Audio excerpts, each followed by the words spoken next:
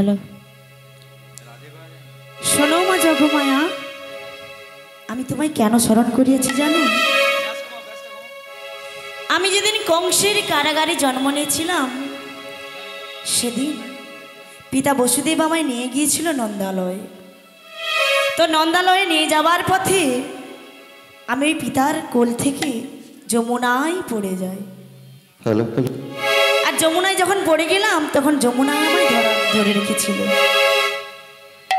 আমি সেদিন যমুনাকে কথা দিয়েছিলাম, শোনো যমুনা, তুমি আজ আমায় ছেড়ে দাও, আমি একদিন তোমার পক্ষে শ্রীমতী রাধারানীকে নিয়ে যুগল দর্শন করাবো।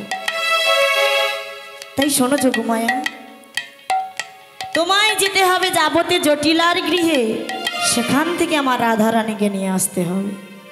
ওরে বাবা, সে যে বড় দুর্যোগ স্থান প্রভু, সেখানে কি করে যাব? তাছাড়াও তোমার জটিলা কুটিলার সঙ্গে রয়েছে বিবাদ, সেখানে কি করে যাব প্রভু? শোনো মা যোগমায়া, তোমার এই বেশে গেলে চলবে না, তোমায় যেতে হবে বৃদ্ধ বড়াইয়ের বেশ ধারণ করে, হাতে একটি যষ্ঠী নিয়ে।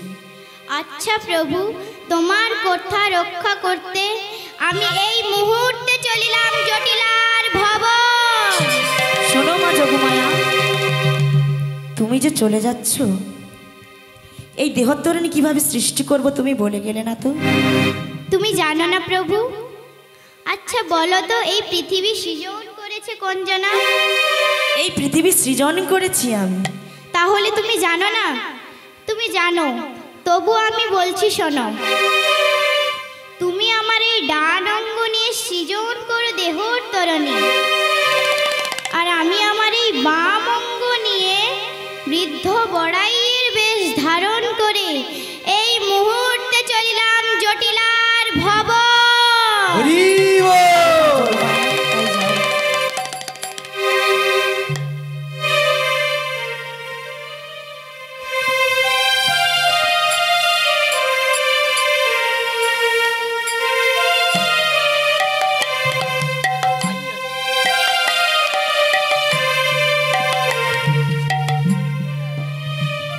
তো মা যোগমায়া এবার চলে গেল। তো প্রাণকানাই এবার দেহতরণী সৃষ্টি করছে কিভাবে? বলি বিবেক বৈরাগ্য দিয়া গোলই পাছা দিল, আর বিবেক বৈরাগ্য দিয়া গোলই পাছা দিল, বিবেক বৈরাগ্য দিয়া গোলই পাছা দিল, আর বিবেক বৈরাগ্য দিয়া গোলই পাছা দিল, আর ধৈর্য দাঁড়ার উপরেতে খাড়া যে করিল, ধৈর্য দাঁড়ার উপরেতে খাড়া যে করিল, ধৈর্য দাঁড়ার উপরেতে খাড়া যে করিল, ধৈর্য দাঁড়ার উপরেতে খাড়া যে করিল। মা লক্ষ্য করে দেখবেন মা, নৌকো তৈরি করতে গেলে ত্রিকোণ কাঠ হয় না, সে ত্রিকোণটা কাঠকে কি বলে না গোলই। আর আমাদের দেহের ভক্তির বৃত্তির মধ্যে গোলই কোনটা? বিবেক আর বৈরাগ্য। আরো একটি ওই যে দাঁড় কাঠ সোজাসুজি করে থাকে, তাকে কি বলে? দাঁড় কাঠ। তাই কি বলছে? ধৈর্য দাঁড়ার উপরেতে খাড়া যে করিল, আর ধৈর্য দাঁড়ার উপরেতে খাড়া যে করিল, ধৈর্য দাঁড়ার উপরেতে খাড়া যে করিল, আর ধৈর্য দাঁড়ার উপরেতে খাড়া যে করিল। বলি প্রাণে ধৈর্য থাকা চাই, প্রাণে ধৈর্য থাকা চাই, প্রাণে ধৈর্য থাকা চাই, প্রাণে ধৈর্য থাকা চাই, বুঝলে যদি মা গো কানাই, প্রাণে ধৈর্য থাকা চাই, বুঝলে যদি মা গো কানাই। প্রাণে ধৈর্য থাকা চাই। ও মা, কি হলো? গোলই হলো আর দাঁড় কাঠ হলো। এবার দেখবেন মা তক্তা পাতা হয়, তা কিভাবে পাতবো জানো?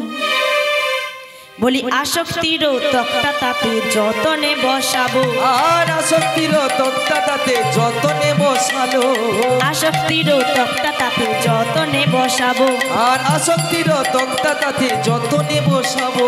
ও মা, তক্তা বসাতে গেলে জলইয়ের প্রয়োজন থাকে, তাই না? তা কি দিয়ে করবো জানো? বলি লালসা রূপ জলই দিয়া মিলন করিব, লালসা রূপ জলই দিয়া মিলন করিব, লালসা রূপ জলই দিয়া মিলন করিব। লালসা রূপ জলই দিয়া মিলন করিব। ও মা, তাহলে কি কি হলো? গোলই হলো, দাঁড় কাঠ হলো, তক্তা পাতা হলো। এবার আমি ভাসিয়ে দেবো, ভাসবে? কি গো, ভাসবে? ভাসবে না, আরো কাজ বাকি আছে। কি না, বাঁক বসাতে হবে। কিভাবে বসাবো? বলি একে একে দশেন্দ্রিয় বাঁক যে করিব, একে একে দশেন্দ্রিয়